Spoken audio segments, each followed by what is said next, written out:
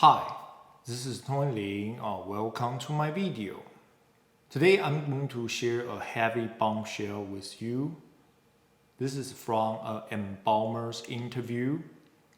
In case you don't know much about an embalmer's job, one of the embalmer's jobs involve in drawing the blood from his clients, then replace it with a colorful liquid, so that during the time of his client's funeral, he could be presented as lively as possible.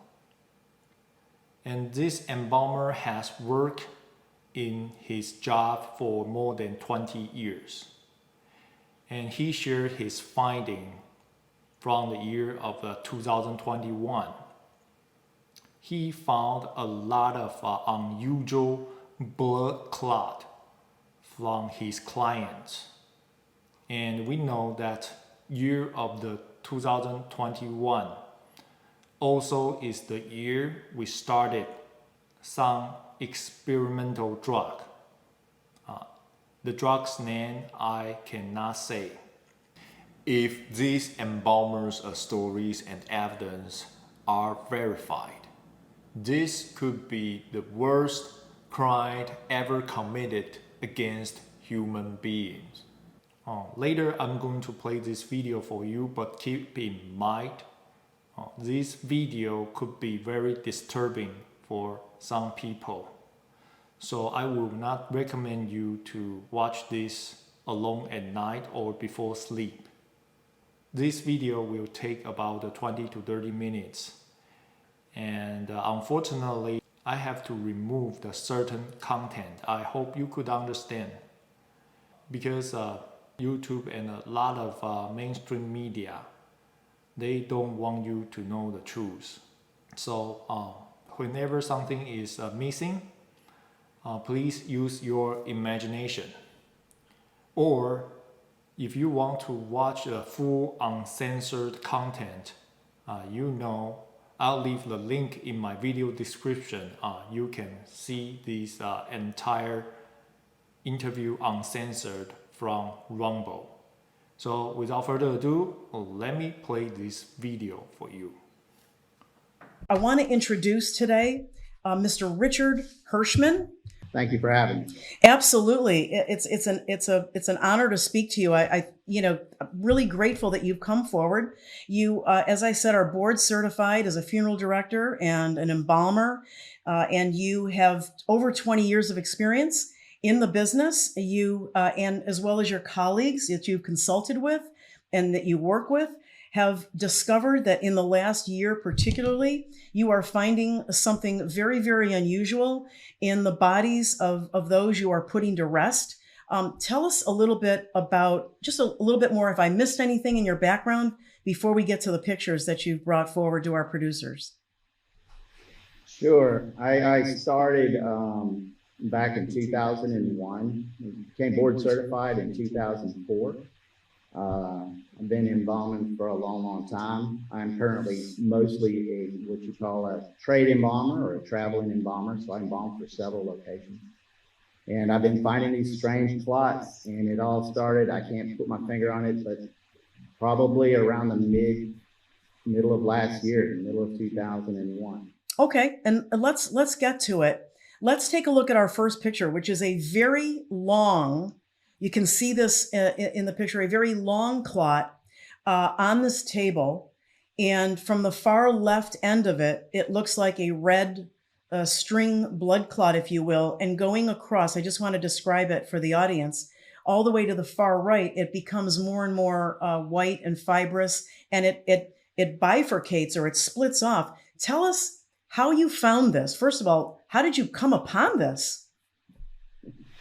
Yes, I've seen a handful of these. And when I do the embalming, I have to go into the vein. And in order for the embalming process, I have to allow blood to be drained. So I actually pulled this huge, long clot, fibrous looking clot out prior to embalming. And what part of the body did this come from, Richard? This one came out of from the iliac, basically right around. So that's sort of the the groin for femoral artery. right for lay Yes, from the people. That would be the groin. Yes. Okay, so you're saying you pulled this, and it looks like the length of the person's leg. Is that correct? Is almost the length of the leg. I had pulled out a few others before this. I just so happened to like, I've got to take a picture of this because nobody will believe what this looks like. Yes. The front end of it, it looks like a normal blood clot, but that white fibrous looking stuff just isn't normal. Yeah, and tell us about the tell us about the characterization that you shared on that. The red part is a blood clot, and tell us about the texture, what happens when you squeeze it, and compared to the white part that goes down the rest of the leg. Tell us about the texture. Typically, a blood clot is smooth. It's blood that's coagulated together, but when you squeeze it or touch it or try to pick it up, it generally falls apart. It smashes. It's very you can almost squeeze between your fingers and almost get it back to blood again. But this white fibrous stuff is pretty strong. It's not weak at all. Oh my gosh. You can manipulate it. It's very pliable. It's not hard.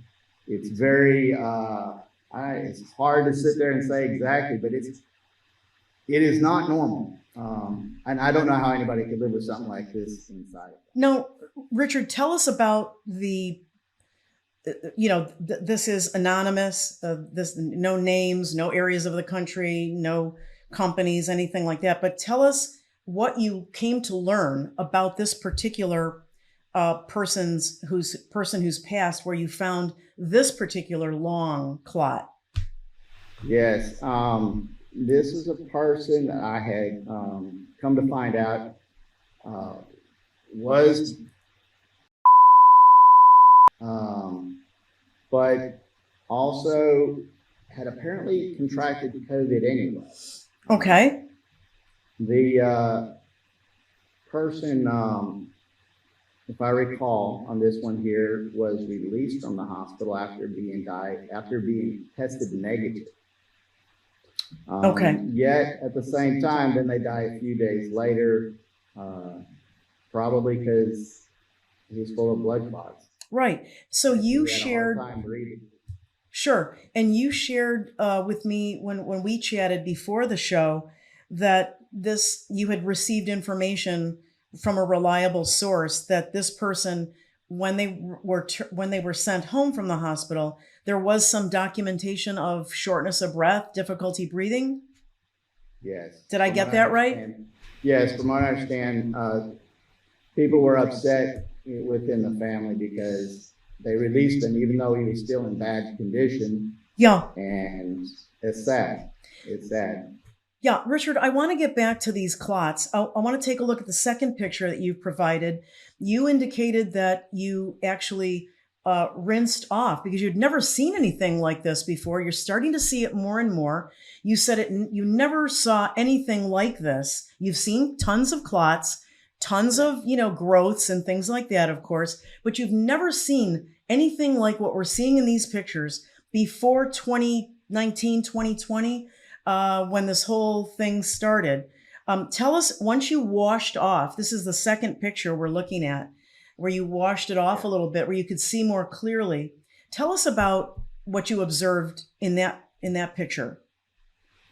Yes, what I've been finding is a lot of bodies have been very clotted, and I started to notice it's like to get a view of what's inside of this, I could literally rinse these clots, rub the blood off of them, and this white stuff holds strong. It does not dissolve.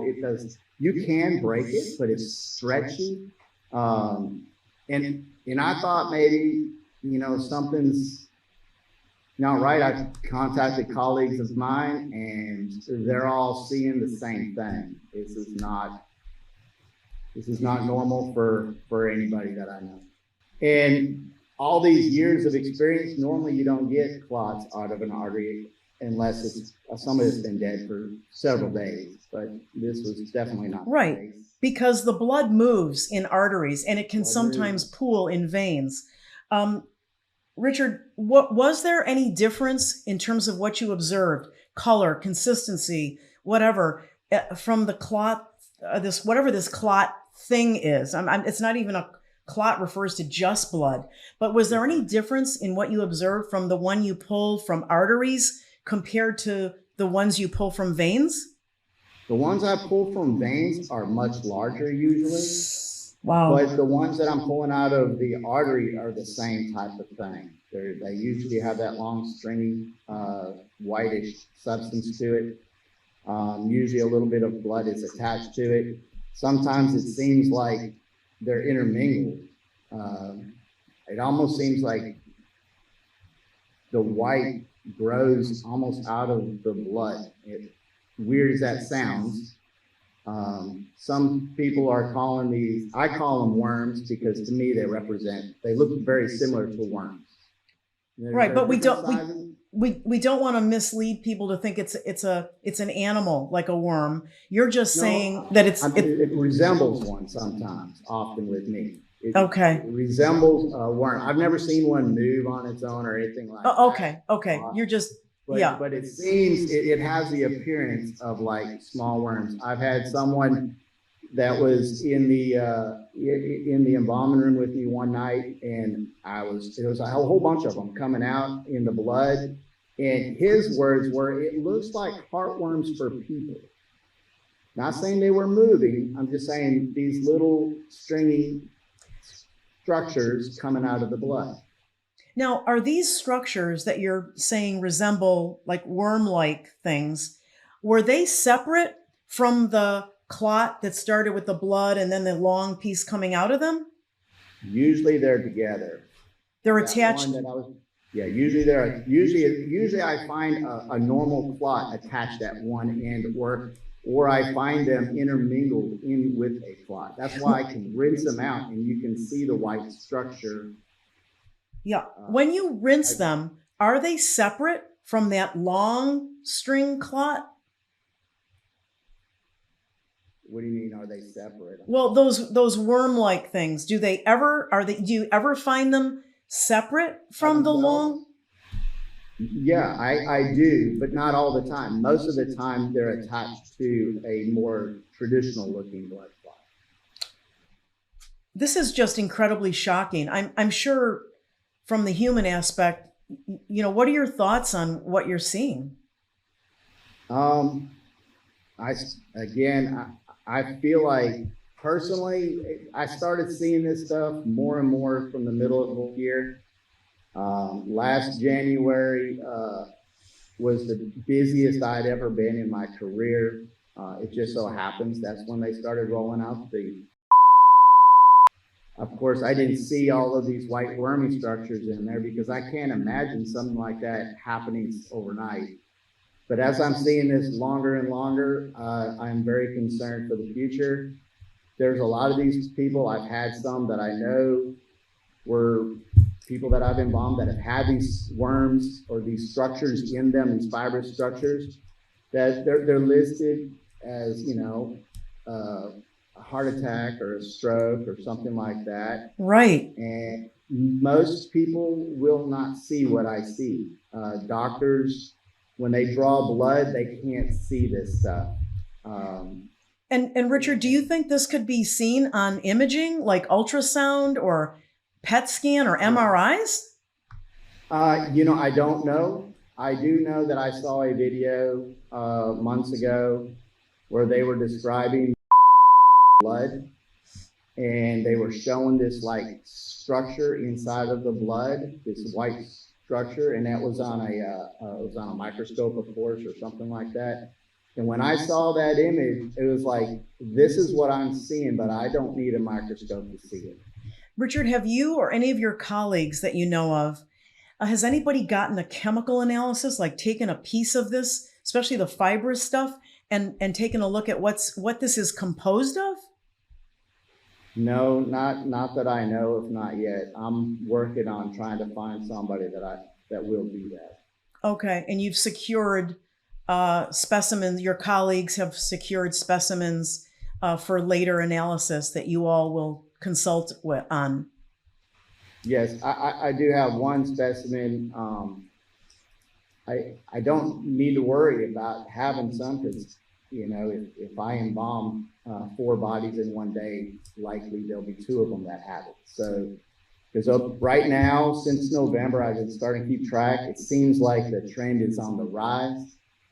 Right now, over 50% of the bodies that I'm embalming have something like this coming out of them. And just to be clear for the audience, like we said before 2020, right? The COVID thing hit February, March 2020. But before 2020, like from 2019 and earlier, you've never seen this specific type of combination clot. Is that what you're saying? Yes. I mean, my entire 20 years that I've been doing this, I've seen lots of clots. But it's not on 50% of the bodies I'm embalming. It's every once in a while you might see one, but never any with this stuff that you can literally rinse off in your hand and get this white, stringy, fibrous tissue in there. It doesn't make sense to me. I've never seen in my 30 plus years as a medical professional, nurse practitioner, worked in hospitals, participated in postmortems, never seen anything like this myself. I'm not an expert in the area that you are in, but I've never even heard of anything like that when I was in the medical profession. And again, as we said, you have no way of knowing yet. You have no definitive information that these are all, or what we call people. You have some reports on some of them where it's been verified, and you're not going to talk about your sources, but there are other professionals as well that are in different parts of the healthcare system. But we can't say for sure, but you never saw it before the rollout of these, which essentially was the end of 2020 and the beginning of 2021. Would that be a fair statement? Totally fair. I reached out to people that have I have 20 years. I've reached out to several others with the same number of years of experience. I've talked to embalmers that have been in the field for 30, 40, 50 years and asked them. I've shown them the pictures. Have you ever seen anything like this? And the response is always, I've never seen anything like it. You said a few moments ago that it's something that's increasing. I think you said it's getting worse, and you're seeing. Like it seems like it. Have your colleagues, I'm sure you have discussions because it is so unusual. Are they feeling the same way? Are they sensing that they're seeing more and more? Yes, absolutely. They are. And some of them are nervous about it. They are. Why is that? Well, my fear is this. If this is caused by the which my gut is telling me it is. I guess I can't prove that. Sure. But if it is caused by the imagine the amount of people that will be dying in the future because these people can't live with this kind of substance floating around in their vessels. And it's amazing how many people are dying of heart attacks and stroke lately. I mean, one of these little small fibrous tissues gets up into the brain, you're going to have a stroke. If it gets into your heart, it's going to lead you to a heart attack. I embalmed an individual who was not that old. I say not that old. I'm 54. So he was a few years older than myself. Mm-hmm. Died and listed as a myocardial infarction, heart attack. Mm-hmm. Had these clots in him, and his wallet was on him. As part of my thing that I do, I check for personal effects, and his vaccine card was in it. Ah, well, those are the kinds of, pieces of I got you. Sure, those are the kinds of pieces of information that are pretty strong evidence that somebody is really this is evidence that they're victims of the. And I agree with you. Clinically, I wonder, it makes you wonder how were these people walking around functioning before this happened? And did it happen quickly? And until we know what the chemical composition is, we're not going to know how fast. Maybe some people, after getting these, develop this, for lack of a better understanding, you and I are calling them fibrous clots, right? The white part. Yes. And how fast each individual person's body makes those fibrous string clots. I'm sure it's an attempt by the body to protect itself. It's reacting to something in the body, right? We have to be we're going to be very professional and say we don't know for sure. It's looking like it's more the quote. How have you talked to family members who maybe retrospectively said, gee, Mr. Hirschman, he wasn't feeling well, and, for the days leading up to this? Well, again, I don't usually get a chance to meet with families, but I do get the chance to often meet with the funeral directors. And often that is the case. They say they started feeling bad. They started having pains down their arms. They started getting dizzy, headaches, all this other stuff. And then next thing you know, they're dead. Have you had any thoughts or sort of, temptation to contact families and let them know their loved one was growing these things inside their bodies? I have thought about it, but here's the thing there's a lot of people that I love and that I know, family members, friends that have received this. And I know I'm out here and I've been sharing people, please take an aspirin a day. I don't know if this will stop these kind of fibrous clots in your body or not, but it can't hurt you.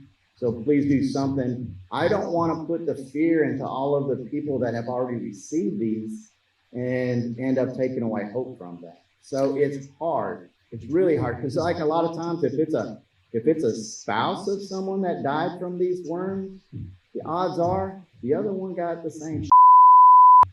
And imagine knowing that. I can't imagine that. And I don't want to be the bearer of bad news, but at the same time, I feel like people need to know that this is happening. And if it is causing this, then we need to stop it. And whatever this stuff is, if we can figure out what it is, then maybe we can find a way to resolve these things to help save people's lives. Sure. Is it when you find something that is not standard in a human body that you're preparing for to be laid to rest, are you obligated to document it somewhere, even if the family never sees it? Like in a record, an embalming record? No, no, and yes and no. It's not a law that any of this stuff has to be recorded. There are places that have embalming reports, but not really. Okay. Like if I saw something that looked like it was, if I came across a body and I felt like, hey, this looks like this person was strangulated, then it's my obligation to notify the coroner and say, hey, come take a look at this. This looks like foul play.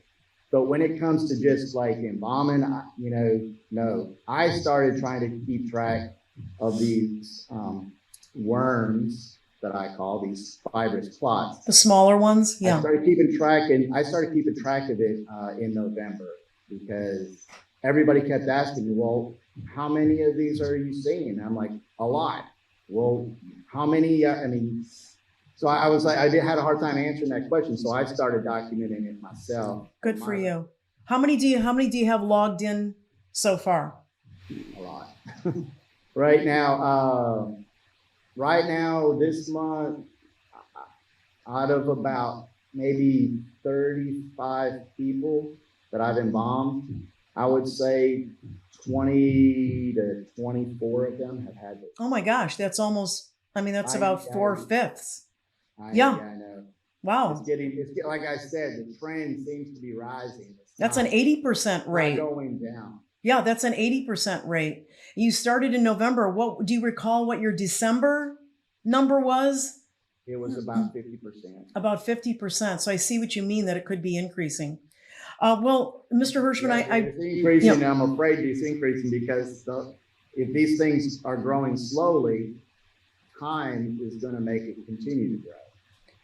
That's a very good point. It could be catching up, as you suggest, those people who took it maybe 6 months ago, 3 months ago. And of course, we've reported on this show that we have evidence that it's from the companies themselves, that there are different being used, there are different contents on any given day. We've seen that proof from Team Enigma on this show and Stu Peters' show. So this could be things coming to roost, as you're saying, that you might be seeing a rush of them because these bodies are finally manifesting and dying from the damage that these things are doing. And these are serious obstructions in the body. So, Mr. Hirschman, I really want to thank you for your bravery, your commitment, to humanity, to your willingness to come forward with these pictures. I hope you'll come back again. I'm sure there's going to be a lot of attention on your revelation. I know you also, I want to make this point, you stand with many other embalmers and funeral directors who have found this. You have colleagues. You are all, this is not you alone. Many of you have found this. And so maybe some of those people will feel more comfortable coming forth and speaking publicly about what you're all finding. And I hope you'll come back as well. I apologize again because I have to blur and mute this video so many times.